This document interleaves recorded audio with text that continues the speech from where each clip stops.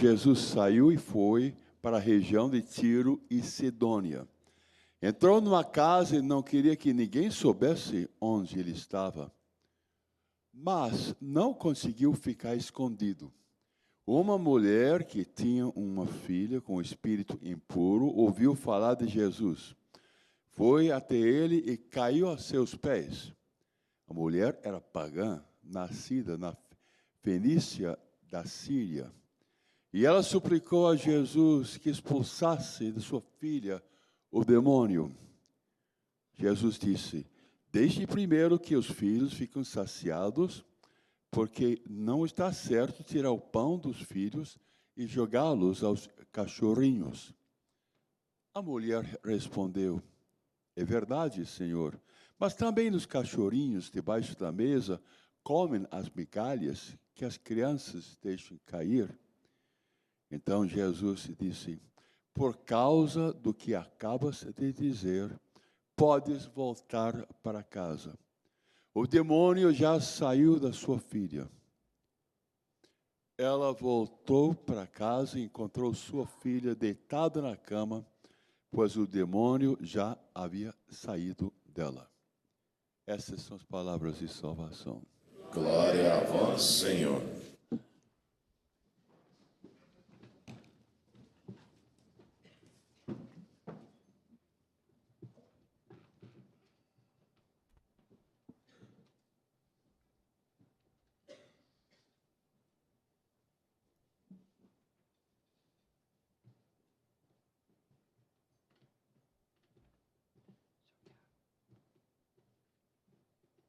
Um dos pedidos do Pai Nosso é: seja feita a vossa vontade, assim na terra como no céu. O tema da vontade de Deus, da vontade divina, é dos mais fascinantes na Bíblia e dos mais misteriosos, porque nós tratamos do âmago do próprio Deus, o mistério do seu ser, que se identifica com a sua vontade e com o seu agir. Em Deus não existe contraposição entre o ser, o querer e o agir. A contraposição existe nas criaturas humanas e na angélica quando se rebelou de Deus, mas não falemos do demônio. O que nos interessa é a vontade do homem depois do pecado e a vontade de Deus que não muda. As três leituras que nós acabamos de ouvir ilustram bem que a vontade de Deus imutável se adequa em muitas ocasiões em nossa vida à nossa vontade. Se é verdade que nós dizemos, seja feita a vossa vontade, também é verdade que em muitas ocasiões o Senhor nos diz, certo, minha vontade vai ser feita na sua vida, dependendo da sua. E vamos provar. No evangelho de hoje, já temos uma prova. A Sirofenícia, cuja filha estava possuída por um demônio. Ela vai a Jesus e começa, digamos assim, um combate. Ela suplica a Jesus que expulse de sua filha o demônio. Jesus, que já conhece a grandeza da fé dessa mulher, por assim dizer, procrastina. Não para que ele saiba que ela crê, mas para que ela tenha consciência de que a fé precisa ser demonstrada de forma insistente, de forma confiante, de que a nossa oração a Deus, ela deve ser um ato, e mais do que isso, uma atitude. Ato é uma ação isolada, atitude é um conjunto de atos. Por isso, Jesus, pedagogicamente, adia, digamos assim, deixa um pouquinho mais para frente, para que ela insista. Lucas capítulo 18, versículos de 1 a 2. A introdução da parábola da viúva inoportuna, que pede ao juiz, faça justiça contra o meu adversário, faça justiça. Feito uma verdadeira mala pesada sem alça. Incomoda mesmo o juiz, até que ele decide atender ao pedido dela para se ver livre dela. Jesus diz no início dessa parábola, ele ensinou essa parábola para mostrar que é preciso rezar sempre, sem jamais deixar de fazê-lo. A Sirofenícia aqui demonstra isso. Deixa primeiro, diz Jesus, que os filhos fiquem saciados, porque não está certo tirar o pão dos filhos e jogá-lo aos cachorrinhos. Ou seja, Jesus coloca um obstáculo para que a mulher, atrevidamente, entre aspas, suplante esse obstáculo, não desanime diante da dificuldade e vá adiante. Essa é a ousadia daquele que reza com fé. A mulher responde: é verdade, Senhor, mas também os cachorrinhos debaixo da mesa comem as migalhas que as crianças deixam cair. Jesus aqui utiliza uma linguagem que era própria dos judeus daquele tempo. Alguns judeus radicais tratavam os pagãos como cães. Quem é judeu é filho de Deus, está salvo, é filho de Abraão, segundo o pensamento deles. E quem não é, é um cão.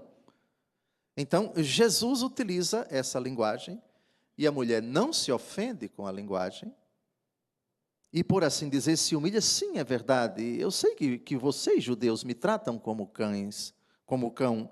Nós, pagãos, somos tratados por vocês. Mas quem está aqui é uma mulher de fé. Eu não me incomodo de ser chamada de cadela. Atenda-me, Senhor.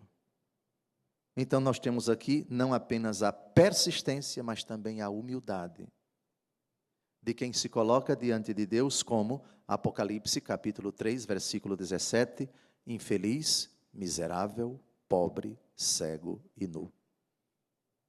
Essa é uma condição que torna a nossa oração infalível diante de Deus e como que comove as entranhas do Senhor. Derrete, por assim dizer, o coração de nosso Senhor. Aqui está, não se assustem com o que eu vou dizer, aqui está o ponto fraco de Deus. Deus tem um ponto fraco. A oração do justo tem grande poder. A oração do humilde sobe às alturas, diz o livro dos Salmos. Aquele que pede com humildade e com perseverança, obtém tudo do Senhor. Por isso São Paulo diz: tudo posso naquele que me fortalece. Ao chamar Nossa Senhora de onipotência suplicante, os padres da igreja acertam. Nossa Senhora não é onipotente em absoluto, mas enquanto ela suplica, à luz de Tiago, capítulo 5, a oração do justo tem grande poder, e Filipenses 4, versículo 13, tudo posso naquele que me fortalece. Não somente ela é onipotência suplicante, mas nós também somos onipotência suplicante. Reparem a resposta de Jesus. Por causa do que acabas de dizer, podes voltar para casa. O demônio já saiu de tua filha. E naquela hora, a menina se encontra em casa, deitada na cama, pois o demônio já havia saído dela. Prestem atenção na resposta de Jesus, por causa do que acabas de dizer. Qual é a causa do milagre? É a bondade de Deus. Mas Deus considera que, em muitas ocasiões, é preciso para que creia quem está pedindo e venha a crer. As pessoas que contemplarão esse milagre venham a professar a fé. O Senhor se adequa e espera e aguarda por causa do que acabas de dizer. Em João capítulo 20, versículos de 30 a 31, São João diz: muitos milagres foram realizados pelo Senhor que não estão escritos neste livro. Mas estes foram escritos para que creiais que Jesus é o Filho de Deus e, crendo, tenhais a vida em seu nome. O papel do milagre é esse, para que creiamos no Senhor e, crendo, tenhamos a vida em seu nome. Por isso, atentos, por causa do que você acaba de dizer. Isto é, já que você manifesta essa fé tão humilde, tão ousada, tão atrevida e tão confiante, seja feito de acordo com aquilo que você acaba de manifestar. Aliás, há uma outra pessoa no Evangelho que se dirige a Jesus. E Jesus diz: seja feito conforme sua fé. Quem lembra dessa figura? Quem disser em voz alta vai ganhar uma passagem para a Terra Santa a pé. O centurião romano procura nosso Senhor e diz: Senhor, o meu servo está em estado grave, cura-o. Jesus diz: eu irei curá-lo. O centurião diz: não, Senhor, eu não sou digno de que entres em minha morada. Também eu tenho pessoas sob o meu domínio. Eu digo a um, vai, e ele vai. Eu digo a outro, vem, e ele vem.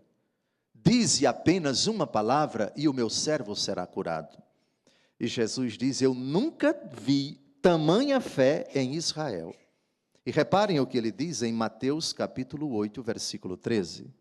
Vai, seja-te feito conforme a tua fé. Compreenderam? Então vai ser feito como você quiser.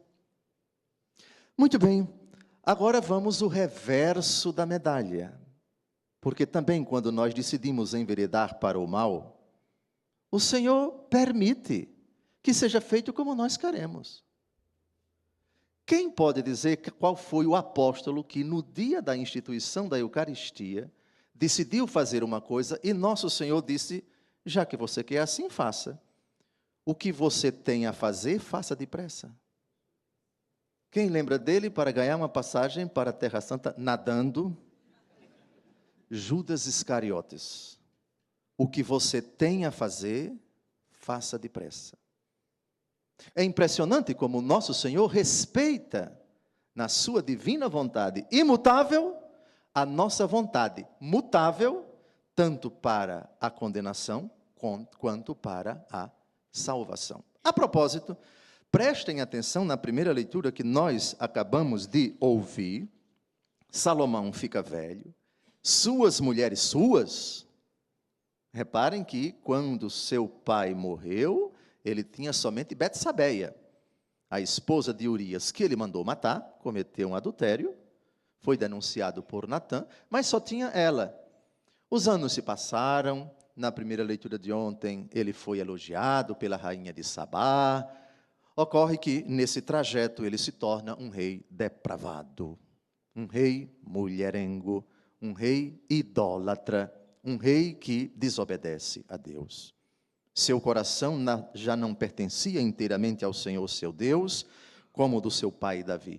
Ele presta culto a Astarte, deus dos Sidônios, a Melcom, ídolo dos Amonitas, faz o que desagrada ao Senhor, constrói um santuário em Camus, e o Senhor vai permitindo. Quando nós decidimos praticar o mal, o Senhor não nos impede. Alguém por aí conhece alguma pessoa que foi impedida por Deus de fazer qualquer coisa que ela queira? Não. O Senhor permite. Não significa dizer que o Senhor concorda, não significa dizer que o Senhor aprova. Muito bem, depois o Senhor se irrita contra Salomão, que não obedece à ordem do Senhor, e o Senhor diz a Salomão: já que, guardem essa locução verbal, já que procedeste assim, e não guardaste a minha aliança, nem as leis que te prescrevi, vou tirar-te o reino, e dá-lo a teu servo. Mas por amor de teu pai Davi, não farei durante a vida. É da mão do teu filho que o arrebatarei. Ele se refere a Roboão, filho de Salomão. E o servo de Salomão, que vai tomar pelo menos as tribos do norte, é Jeroboão, um seu general. Não te tirarei o reino todo. Ou seja, Israel, que até então era um reino unido, vai ficar um reino dividido. Reino do norte, capital Samaria, atual Nablus, território palestino, e o reino do sul, tribo de Judá, capital Jerusalém. Mas por consideração para com meu servo Davi, e para com Jerusalém que escolhi, não te tirarei o reino todo. Prestem atenção, já que você decidiu, você optou por esse tipo de vida, você vai colher aquilo que você semeou. Aliás, Gálatas capítulo 6, versículos de 7 a 8, de Deus não se zomba, o que o homem semeia, isso ele mesmo colherá. Quem semeia na carne, da carne colherá a corrupção. Quem semeia no Espírito, colherá a vida eterna. Veja o nosso Senhor, como Ele respeita a nossa, aspas, autonomia. E a vontade dEle, digamos assim, como que se adequa às nossas decisões. Se optarmos pela vida de trevas, o Senhor permite. A vontade dele não concorda com nossa decisão, mas respeita. Todavia, seja optando pela desgraça, pela condenação, seja optando por ele que é vida, luz e salvação, a vontade de Deus não muda. O que muda é a modalidade de esse amor se manifestar a nós. Quando enveredamos pelo caminho das trevas, a sua vontade amorosa tem um nome: correção. Mas quando nos voltamos para ele, sua vontade tem uma outra conotação: premiação.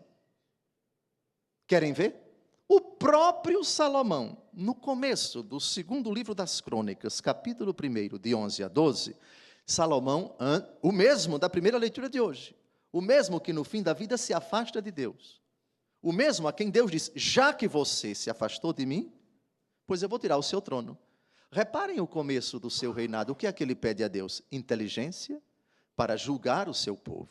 E reparem a resposta de Deus depois do pedido: já que é este o desejo do teu coração, não me pedes nem riquezas, nem tesouros, nem glória, nem a vida de teus inimigos, nem uma longa vida, mas me pedes sabedoria e inteligência, a fim de bem governar o povo do qual eu te fiz rei. Pois bem, a sabedoria e a inteligência ser-te-ão concedidas, mas também riquezas, tesouros e glória, mais do que jamais possuíram os reis teus predecessores, e que jamais possuirão teus sucessores.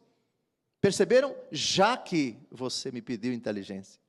O mesmo Deus que na primeira leitura de hoje diz: já que você se afastou, pois eu vou tirar o reino de você. Perceberam? O já que. Todas as mães e todos os pais sabem dessa pedagogia. O filho não quer estudar, levou bomba na escola. A mãe, no fim do ano, que se matou ao longo do ano para que o filho não trabalhasse e vivesse somente para estudar, e levou bomba. Qual é a resposta dela? Já que você não quer estudar, sujeito, você vai para o cabo da enxada. Você vai trabalhar na roça. E não me faça cara feia. Corretíssimo. De Deus não se zomba. O que o homem semeia, isso você vai colher. Agora vai ter um vagabundo dentro de casa? Ah, vai tomar banho. Por outro lado, já, meu filho, que você se esforçou, já que você passou em primeiro lugar naquela faculdade, eu não sei como, vou fazer das tripas coração. Já que você passou, eu tenho que providenciar um lugar para você ficar em Campinas, ou em Sorocaba, ou em São Paulo, ou no Rio de Janeiro, lá para você residir. Já que você está no pecado, eu vou amar você, corrigindo você, privando você de determinadas coisas, para que você aprenda. Porque eu amo você, porque essa é a verdadeira pedagogia divina. Querem uma prova?